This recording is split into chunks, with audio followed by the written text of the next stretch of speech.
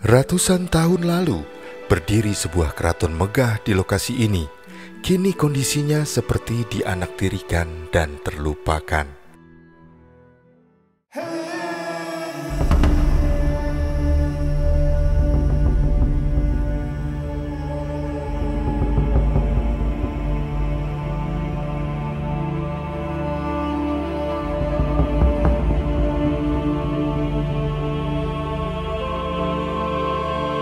Setelah perjalananku menyusuri sekitar desa Segoroyoso yang dahulu merupakan sebuah laut buatan, aku penasaran dengan lokasi bekas keraton Pleret yang pastinya posisinya tak begitu jauh dari desa Segoroyoso.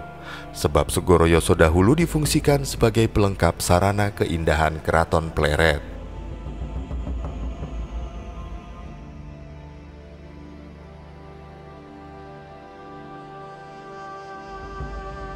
Beberapa waktu yang lalu, Senyum Indonesia juga pernah mengunjungi situs Keraton Kerto yang lokasinya berdekatan dengan situs Keraton Pleret.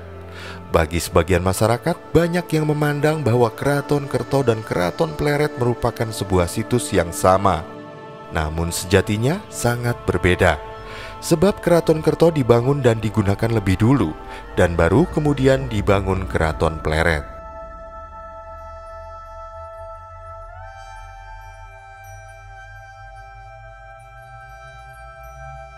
Lalu bagaimanakah sejarah Keraton Pleret dan juga bagaimana kemudian keraton tersebut seolah menghilang? Berikut kisah yang bisa dihimpun Senyum Indonesia dari berbagai sumber.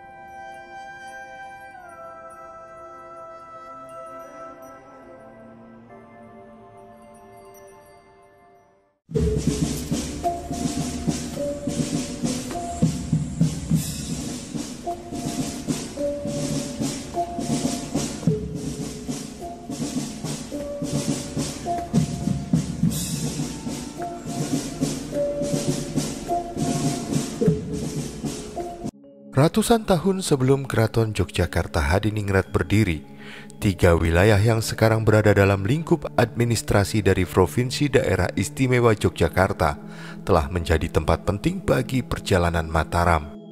Lokasi pertama adalah Kota Gede atau Kuto Gede, kemudian ada Kerto dan wilayah sekitar Pleret atau yang di masa lalu disebut sebagai Pleret.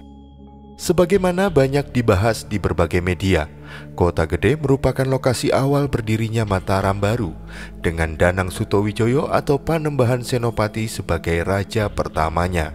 Sementara Kerto merupakan ibu kota Mataram setelah dipindahkan dari Kota Gede, dan lalu menyusul Pleret merupakan ibu kota selanjutnya setelah pindah dari Kerto.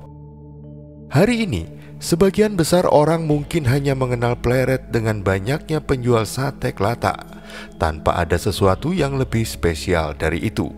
Namun, jika diandaikan bisa kembali ke tahun 1620 hingga tahun 1640, mungkin kita akan menemukan Pleret sebagai kota yang ramai dengan pagar bertembok di sekeliling ibu kota. Mataram memasuki masa raja ketiganya di masa Sultan Agung yang berkuasa sejak tahun 1613.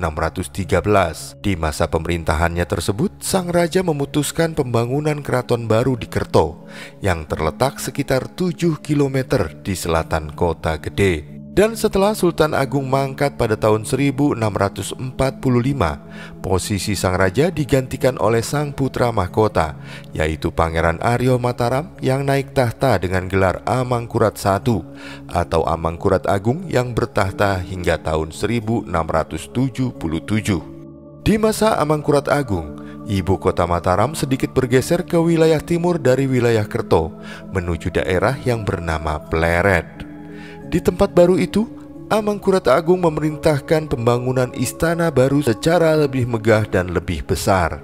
Tak seperti Keraton Kerto yang didominasi dengan struktur kayu pada bangunannya, Keraton Pleret menggunakan struktur bata dan dikelilingi oleh parit irigasi dari bendungan Kali Opak di selatan istana. Pembangunan keraton baru itu melibatkan ratusan ribu orang dari berbagai fasal atau kerajaan bawahan Mataram. Saat wilayah lain di alas Mentaok mungkin masih berupa hutan lebat atau tanah yang tak bertuan, daerah di Kecamatan Pleret ternyata telah menjadi pusat ibu kota Mataram. sebuah kerajaan besar di kala itu. Banyaknya situs sejarah di Kecamatan Pleret menunjukkan betapa penting dan strategis wilayah ini pada masa Mataram. Dua bekas keraton Mataram saja hanya berjarak sekitar 1 km. Yang pertama adalah situs Kerto, dan yang kedua adalah situs Kedaton Pleret, yang sebagian kecilnya kini menjadi bagian dari Museum Sejarah Purbakala Pleret. Bisa dikatakan sebuah hal mudah menemukan berbagai peninggalan keraton Mataram masa Amangkurat Agung di Kecamatan Pleret. Berdasarkan peta dan penemuan struktur, keliling Kedaton atau tempat tinggal utama raja di Keraton Pleret diperkirakan mencapai angka 2.256 meter. Sementara luas Keraton Pleret secara keseluruhan diperkirakan mencapai 34 hektar, sebuah luas yang sangat fantastis. Sebagai perbandingan, luas Keraton Yogyakarta saat ini menurut situs resmi Dinas Pariwisata Yogyakarta adalah 14 hektar atau tidak sampai setengah dari luas Keraton Pleret.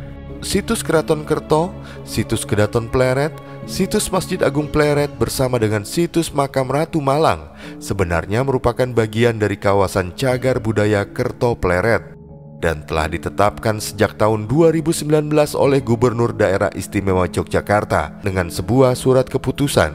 Area ini meliputi wilayah seluas 482 hektar. Selain keempat tempat tadi, ada pula beberapa bekas benteng Keraton Pleret yang masih bisa dilihat hingga hari ini.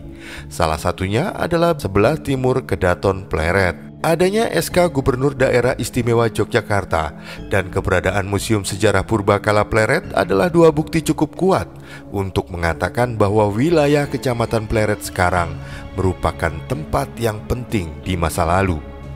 Sultan Agung sangat boleh dikenal sebagai Raja Besar Mataram di masanya, dan Pleret pun boleh saja menjadi tempat penting bagi kerajaan itu di masa Amangkurat Agung. Namun hari ini, semua kejayaan itu hanya tersisa 1-2 peninggalan di situs-situs sekitar Pleret. Beberapa mungkin belum ditemukan dan kembali digali, sementara lainnya hanya berupa batu dan batu bata. Sesuatu yang kurang dianggap menarik bagi mereka yang tidak benar-benar tertarik dengan kesejarahan. Namun semua hal itu terjadi bukan tanpa sebab sebagai alasan. Ada rangkaian banyak sekali peristiwa masa lalu di dua tempat ini, sehingga hanya tinggal tersisa sedikit saja peninggalannya. Di akhir kekuasaannya pada tahun 1677, Amangkurat Agung meninggalkan Keraton Pleret karena adanya serangan dari Trunojoyo. Keraton yang telah ditinggalkan oleh raja dan jajarannya itu lantas dijarah dan dirusak habis-habisan oleh pasukan pemberontak. Amangkurat I kemudian meninggal saat masa pelariannya di daerah bernama Tegalwangi yang kini masuk wilayah administrasi Kabupaten Tegal, Jawa Tengah. Setelah masa tersebut, ibu kota Mataram berpindah ke Kartosuro. Perpindahan ketiga kalinya terjadi dalam sejarah kerajaan tersebut. Pegiat budaya dari Yayasan Warisan Mataram Pleret, yaitu Nurdi Antoro, mempunyai penjelasan menarik mengenai kehancuran Keraton Pleret. Menurutnya, hal tersebut adalah dampak dari penghapusan sejarah secara struktural oleh pemerintah kolonial Belanda. Disebutkan, jika Sultan Agung adalah raja besar dengan jiwa yang nasionalis, dan jika sejarah keberanian serta kepahlawanannya terpelihara, dikhawatirkan akan membahayakan kepentingan pemerintah kolonial saat itu. Maka, setelah Keraton Mataram berpindah lagi dari Pleret ke Kartosuro, kisah dan riwayat dua bekas lokasi keraton di Pleret dan Kerto sebisa mungkin dihapuskan. Masih menurut Nurdi, ironi penghancuran dan penghapusan sejarah secara sistematis juga terjadi di ranah cerita. Beliau mencontohkan bagaimana sosok Amangkurat Agung digambarkan sebagai raja kejam dalam banyak versi cerita. Padahal kita tidak pernah tahu seperti apa beliau, dan anggapan itu telah membuat kita lupa segala kehebatan dan upaya Amangkurat Agung di bidang lain, seperti dalam bidang budaya dan juga arsitektur. Masih menurut Nurdi, tidak berhenti begitu saja selepas keraton ditinggalkan. Ketika pecah perang Jawa, benteng Keraton Pleret sempat digunakan sebagai salah satu benteng pasukan Pangeran Diponegoro. Akibatnya, benteng tersebut dibombardir habis-habisan oleh pasukan kolonial, sekalipun telah ditinggalkan oleh pasukan Diponegoro yang sebelumnya menduduki area itu. Dan lalu menjelang tahun 1900-an, di Pleret berdiri pabrik gula dan bahan pembangunannya diambil dari bekas konstruksi Keraton Pleret.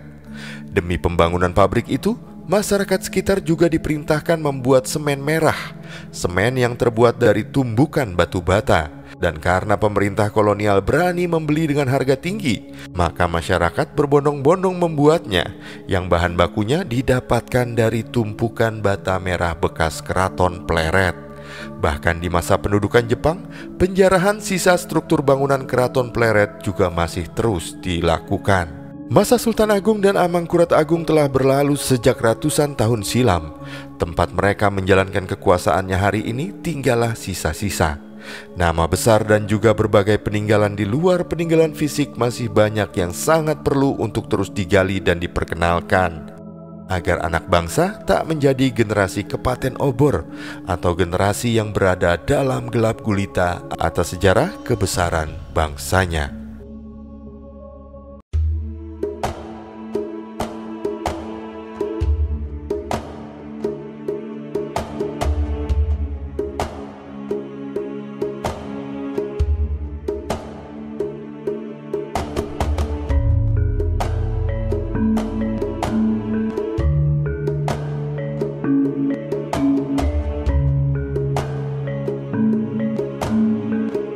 Aku terus mengarahkan laju kendaraanku menuju ke wilayah Pleret.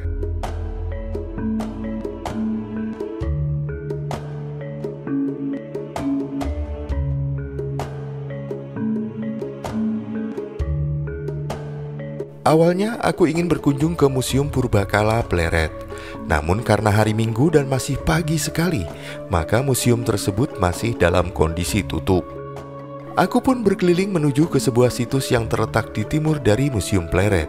Dan lucunya, ketika bertanya kepada masyarakat sekitar tentang letak situs, aku malah ditunjukkan ke arah situs Kerto. Ketika aku bertanya apakah situs Kerto dan situs Pleret merupakan situs yang sama, bapak tersebut menceritakan jika Kerto dan Pleret merupakan situs yang sama. Kerto ya Pleret dan Pleret adalah Kerto. Hal ini tentunya menunjukkan bahwa situs Keraton Kerto dan situs Keraton Pleret bukanlah situs yang populer, bahkan di kalangan masyarakat setempat.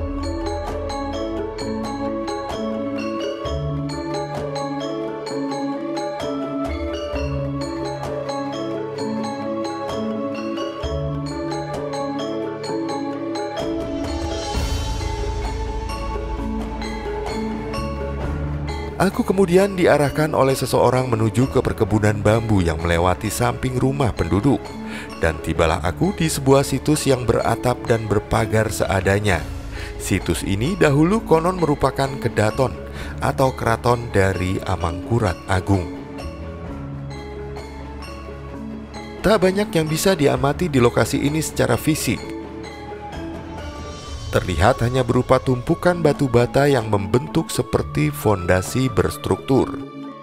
Jika disebut sebagai sebuah ironi, ini adalah salah satu ironinya, yaitu betapa pembangunan revitalisasi kembali Keraton Yogyakarta dengan dana luar biasa, seolah meninggalkan induk dari keberadaannya di masa lalu. Maka sangat wajar jika disebutkan seolah situs-situs ini dianaktirikan, padahal mempunyai rentetan keterkaitan sejarah yang sangat penting. Namun, semoga apa yang aku lihat dan rasakan ini tidaklah benar. Semoga situs-situs peninggalan masa lalu selalu mendapatkan perhatian yang sama, sebagai bukti kepedulian pada akar keberadaannya.